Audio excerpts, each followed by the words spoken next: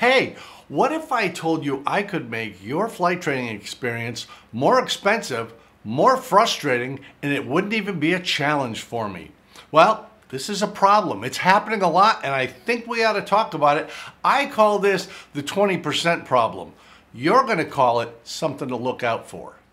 Before we even get going, please click the like button and subscribe to the channel. It really helps the algorithm. You help grow the channel because this is a partnership between us and you, and we get to put out more content so more people can see it and can save a few bucks and have a better time in aviation. Thanks a lot.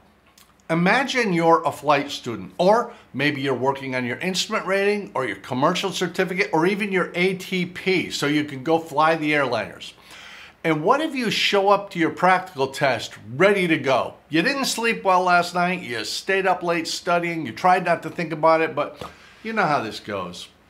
You walk in, you sit down with the examiner, you give them the check, maybe the most important part of the whole thing, and they start going over your paperwork. About 15 minutes into the process, that examiner looks at you with a sorrowful expression on their face and says, "I'm really sorry, but you don't qualify for this ride. That's it." Now, you get to pay for that ride, and with today's rates, that's somewhere in the $600 to $800 range. But you don't get to do the oral exam, you don't get to do the flight, you get to go home disappointed. And there's a reason that happens, and you need to know about it. There's an organization called SAFE you might want to know about. They're called the Society of Aviation and Flight Educators. And they did a study and found about 20%, that's 1 in 5 check rides, never happens. And it's not because the student's unprepared, it's because the student doesn't qualify. That means they don't have some element that's sketched out in the FARs that they have to have in order to qualify for that particular check ride. The designated pilot examiner doesn't have a choice. If you don't qualify, they can't give you the ride.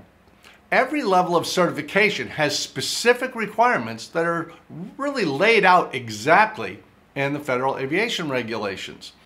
You're going to need some total time, some dual time, some PIC time, night time, instrument time, cross-country time, all sorts of things. And it can get confusing, but it's very specifically laid out for you.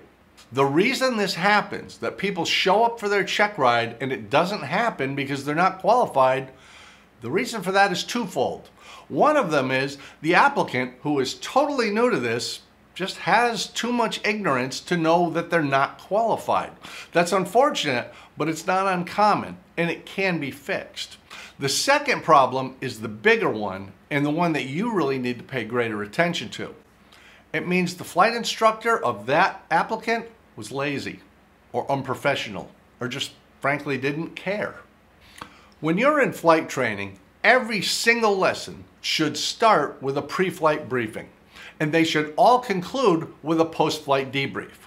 Before the flight, you'll talk about everything you're going to do on that flight with your instructor, and hopefully they'll explain why you're doing it. After each flight, your instructor will sit you down for a post-flight debrief. And during that time, you'll go over everything you did in that lesson, what you did well, what you did less than well, what you need to work on, and very importantly, what's going to happen on the next lesson so you can come in the door prepared next time you show up for your lesson.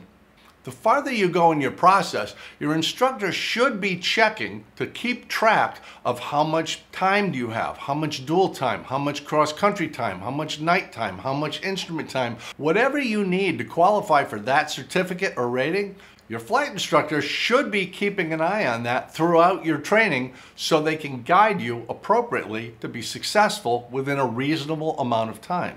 What I'm saying is your flight instructor should be tracking your progress. And so should you, because that's your logbook, that's your flight record. Those numbers are what are going to tell you if you're qualified to take this ride or not. As you get closer and you finish up your training and you're prepping for that practical test, you need to sit down with your flight instructor and go through your logbook. and the 8710 form. And yeah, we do it all online now with a service called IACRA, but you can still print out an 8710 form just to work on yourself with pencil and paper and make sure I have every qualification I need to have to take this ride. Remember, SAFE found 20% of rides don't happen. 1 in 5 never get off the ground, but you get to pay for that ride. That makes your flight training more expensive and much more frustrating because you still have to go do that flight training that got missed somehow. And when you come back to your practical test, it would be understandable if you had a little bit of a chip on your shoulder because you've been down this road before and you didn't complete it, and it wasn't your fault. Not really. It was the CFI. So whether you're a flight student, whether you're a flight instructor, whether you run or own a flight school, this should be an issue that every one of us is looking at very seriously. Because whether you're the student who had to pay an exorbitant amount for no outcome, or whether you're the instructor who goes through the embarrassment of signing off a student who wasn't ready to take their ride, or whether you're the person who employs that flight instructor and now has to deal with the frustration and embarrassment of an unhappy customer who may be telling other people what a raw deal they got at your flight school, sitting down and going through the paperwork and making sure you're actually qualified to take that ride is a simple, inexpensive exercise that can save your students and you a whole lot of trouble. This is a serious problem. It's a truly serious problem because there are only so many examiners and there are only so many time slots. And if 20% of our time slots are being used up by applicants who aren't prepared because their CFIs didn't get them ready, that's a really lousy use of resources. Go ahead and do your flight training. Go ahead and get involved. Track your records, fill out your logbook, review it with your CFI. And if you're a CFI, take the time to make sure you're serving your students well.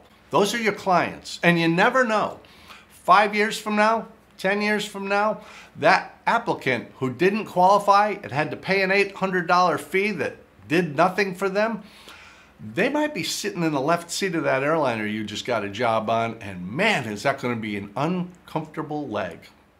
We'll see you next time right back here at Mad Props Aero. Please click like, subscribe to the channel, and help us grow it.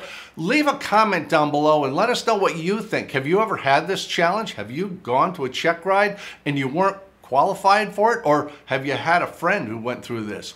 Or are you a CFI who actually signed somebody off not realizing they were 6 minutes short, 1/10 of an hour on cross-country time and didn't qualify?